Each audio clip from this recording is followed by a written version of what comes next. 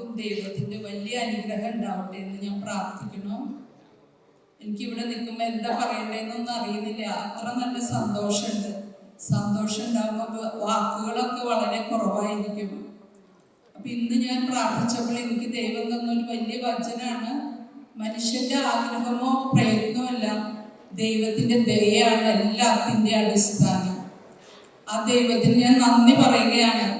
മനുഷ്യൻ പല പദ്ധതികളും വിഭാവനം ചെയ്യും, പക്ഷെ അതിൻ്റെയൊക്കെ അന്തിമ തീരുമാനം ദൈവത്തിൽ നിന്ന് മാത്രമാണ്. അതുകൊണ്ടാണ് ഇന്ന് ഈ സ്ഥാപനം ഇത്രയധികം മുന്നോട്ട് പോയത്.